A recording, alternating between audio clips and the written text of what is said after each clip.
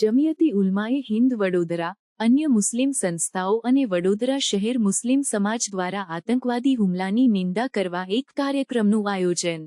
જમિયતી ઉલમાએ હિન્દ વડોદરા, અન્ય મુસ્લિમ સંસ્થાઓ અને વડોદરા શહેર મુસ્લિમ સમાજ દ્વારા કાશ્મીરના પહલગામમાં 22 એપ્રિલ 2025ના રોજ થયેલા બર્બર આતંકવાદી હુમલાની નિંદા કરવા માટે એક કાર્યક્રમનું આયોજન કરવામાં આવ્યું છે। આ હુમલામાં 28મી વધુ નિર્દોષ નાગરિકોના જીવ ગયા હતા, ઘણા ઘાયલ થયા હતા અને ઘણા પ્રવાસીઓ ગુમ થયા હતા। આ કાર્યક્રમનો ઉદ્દેશ પીડિતો અને તેમના પરિવારજનો સાથે એકતા વ્યક્ત કરવાનો અને શાંતિ અને સુરક્ષા માટે જાગૃતિ લાવવાનો છે। આ કાર્યક્રમ 23 મે 2025ના રોજ સાંજે 4:30 વાગ્યે વડોદરાના ન્યાયમંદિર નજીક લાલકોટ સામે ભગતસિંહ ચોક ખાતે યોજાવાનું છે। આયોજકો દ્વારા વડોદરાના તમામ નાગરિકોને આ કાર્યક્રમમાં ભાગ લેવા અને પીડિતોના પરિવારજનોને ટેકો આપવા માટે આમંત્રણ આપવામાં આવ્યું। રિપોર્ટર આરિફ સૈયદ સાથે ઇબ્રાહીમ તૈયડીવાલા। આતંકવાદીને ગુનેગારને અને ખરેખર ગુનેગાર છે તેના માટે કોઈ સુનવાઈની જોગવાઈ નથી, એને ફાંસી થવી જોઈએ। કેમ કે આતંકવાદીઓએ જે મોતના ઘાટ ઉતાર્યા છે એ બહુ કાળું કેર વરસાયું છે એવું કહેવામાં આવે તો ચાલે। સરકારશ્રીને અમારી નમ્ર વિનંતી છે કે આવા આતંકવાદીઓને શોધીને જેર કરવા જોઈએ અને જાહેરમાં ફાંસી આપવી જોઈએ, તાકે બીજા જોનારાઓને એવું લાગે કે હવે જુલ્મ કરવું ગુનો છે અને જુલ્મ ના થાય એ બાબતસર સરકારશ્રીએ આના પર ધ્યાન રાખવાનું છે। બીજી જે મરી ગયા છે એમને ઈશ્વર એમની આત્માને શાંતિ આપે અને જે મરી ગયા છે એમના ઘરવાળાઓને એમની ખોટ ન પૂરાય પણ છતાં ઈશ્વર એમને હિંમત આપે કે એ આગળ વધે અને પોતાની રોજીરોટી પર ધ્યાન રાખે। આતંકવાદીના કૃત્ય જોઈને મુસ્લિમ સમાજ રોષે ભરાયો છે, વડોદરાવાસીને શું મેસેજ? આતંકવાદીનો કોઈ જાત હોતી નથી। આતંકવાદી છે, પછી એ કયો સમાજનો છે એ પછીની વાત છે। આતંકવાદી એટલે આતંક ફેલાવનાર, અને આતંક ફેલાવનારને કોઈ જગ્યા કોઈ ધર્મ કે કોઈ એનાથી લેનદેન હોતું નથી અને અમે આવા આતંકવાદીઓને ધાર્મિક માનતા બી નથી। શ્રીને અમારી નમ્ર વિનંતી છે કે આવા આતંકવાદીઓને શોધીને જેર કરવા જોઈએ અને જાહેરમાં ફાંસી આપવી જોઈએ, તાકે બીજા જોનારાઓને એવું લાગે કે હવે જુલ્મ કરવું ગુનો છે અને જુલ્મ ના થાય એ બાબતસર સરકારશ્રીએ આના પર ધ્યાન રાખવાનું છે। બીજી જે મરી ગયા છે એમને ઈશ્વર એમની આત્માને શાંતિ આપે અને જે મરી ગયા છે એમના ઘરવાળાઓને એમની ખોટ ન પૂરાય પણ છતાં ઈશ્વર એમને હિંમત આપે કે એ આગળ વધે અને પોતાની રોજીરોટી પર ધ્યાન રાખે। આતંકવાદીના કૃત્ય જોઈને મુસ્લિમ સમાજ રોષે ભરાયો છે, વડોદરાવાસીને શું મેસેજ? આતંકવાદીનો કોઈ જાત હોતી નથી। આતંકવાદી છે, પછી એ કયો સમાજનો છે એ પછીની વાત છે।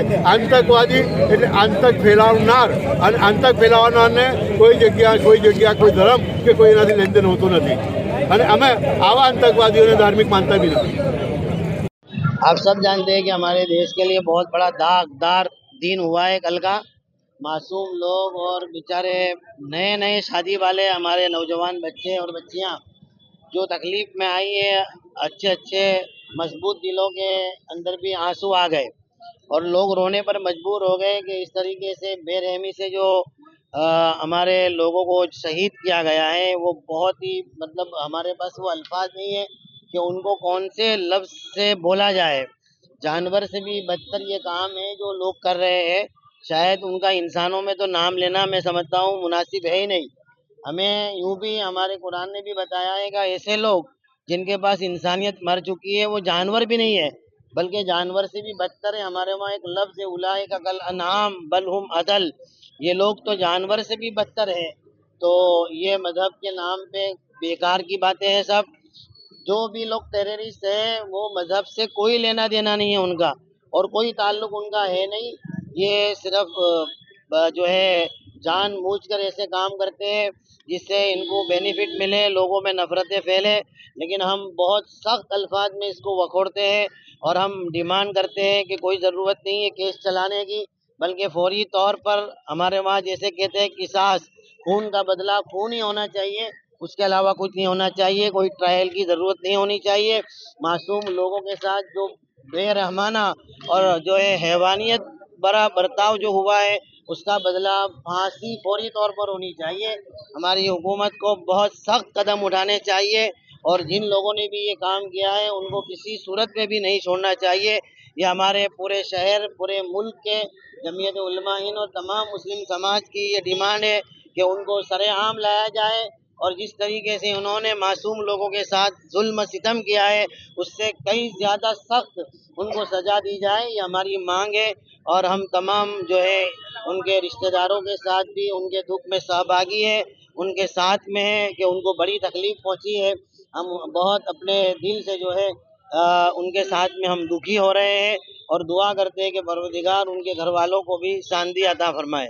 આજે અહીંયા વડોદરા શહેર મુસ્લિમ સમાજ તરફથી ગઈકાલે પહેલગામમાં જે કાયરતાપૂર્વક આતંકવાદી હુમલો થયો એનો સખત વિરોધ કરવા માટે અને જે મૃત્યુ પામ્યા અને જે લોકો ઘાયલ થયા છે એમના કુટુંબો સાથે સંવેદના અને હમદર્દી જે છે એ દર્શાવવા માટે અહીંયા જમા થયા છે।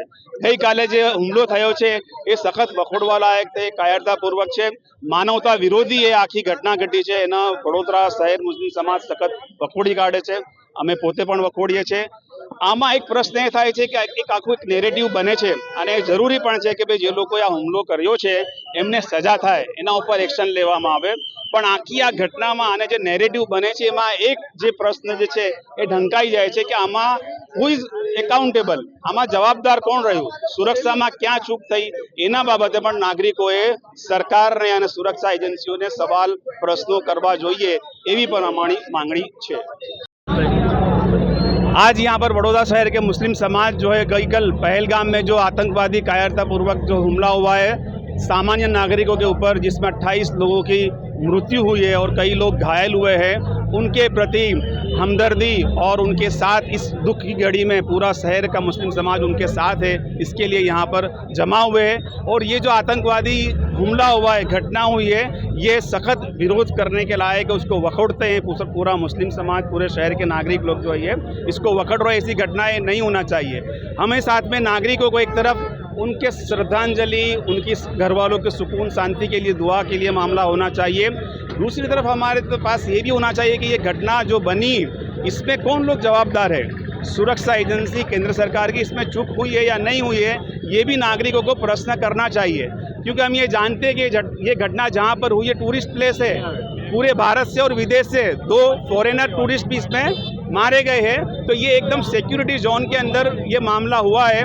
तो ये अकाउंटेबल जो लोग हैं उसके बारे में भी नागरिकों को सवाल करना चाहिए और सरकार और एजेंसियों को उसके बारे में डिक्लेरेशन भी करना चाहिए और भविष्य में फ्यूचर में ऐसी घटना न हो, ऐसी कड़क सुरक्षा का बंदोबस्त देश को और वहाँ पर जो बजट फाड़ोते हम सिक्योरिटी के लिए उसका सही इस्तेमाल होना चाहिए।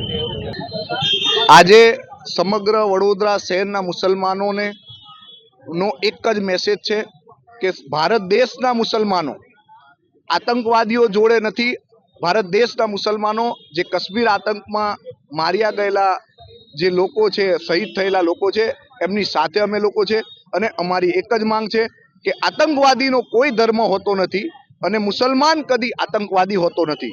સૂરહ અલ માઇદા કુરાનની 5મા સુપારામાં એક સૂરત છે સૂરહ અલ માઇદા, એની અંદર અલ્લાહ તાલાએ કીધું છે કે જે કોઈ વ્યક્તિ બેકસૂરોને મારે એ મુસલમાન નથી હોતો, એનો ખુલાસો એવો છે ને બસ આ જ બુનિયાદ ઉપર આખા દેશના મુસલમાનો આ વાતનું ખંડન કરે છે। કોઈ વ્યક્તિ એમ કહેતો હોય કે આ એનું કામ છે તો એ એમની રાજનીતિ કરતો હશે, એ રાજનીતિ કરવામાં મુસલમાનોને બદનામ કરતો હશે, પણ ખરી હકીકતે કદી કોઈ આતંકવાદીનો કોઈ ધર્મ હોતો નથી અને મુસલમાનો આતંકવાદના વિરોધમાં છે। અને એનું જ ઉદાહરણ આ આતંકવાદી હુમલાની અંદર સૈયદ હુસૈન નામનો વ્યક્તિ કે જે પોતાના ટુરિસ્ટો હતા એ તો હિન્દુ હતા, બરાબર, એ ટુરિસ્ટોના માટે એણે આતંકવાદીઓ સાથે લડાઈ કરી, બંદૂક છીનવવાની કોશિશ કરી અને પોતે શહીદ થયો છે। એકનો એક દીકરો હતો, સાથે સાથે આતંકવાદીઓનો ધર્મ નથી હોતો એ બાબતનો બીજો પુરાવો હું તમને આપું તો જે લોકોને ગોળીઓ મારી છે, ઈજા થયેલા લોકો છે, એમાં બેંગ્લોરની એક મુસ્લિમ ફેમિલી પણ છે। એટલે આતંકવાદીઓ માટે કોઈ ધર્મ હોતો નથી અને દેશની અંદર આપણા દેશમાં સૌહાર્દ બગાડવા માટે કદાચ કોઈ લોકો એવા સ્ટેટમેન્ટ મુસલમાનો સાથે જોડીને આપતા હોય તે લોકો પોલિટિક્સ કરે છે। આ સબ્જેક્ટ રાજનીતિનો નથી, આ સબ્જેક્ટ દેશને વિચારવાનો છે કે હાલમાં મને ન્યૂઝના માધ્યમથી જાણવા મળ્યું કે ભારત દેશ આ જે આતંકવાદીઓ હતા એ આતંકવાદીઓ પાકિસ્તાનથી આવ્યા હતા, તો પાકિસ્તાનથી ભારતની સરહદમાં કઈ રીતે ઘૂસ્યા એની પર 100% તપાસ થવી જોઈએ. અને બસ આ માંગ સાથે અમે માંગણી કરીએ છીએ કે આતંકવાદીની ન કોઈ સુનવાઈ, ન કોઈ તારીખ, સીધી ફાંસી યા ગોલી મારો અથવા અમોને સોંપી દો, અમે એમને સજા કરીશું. અશફાક મલિક.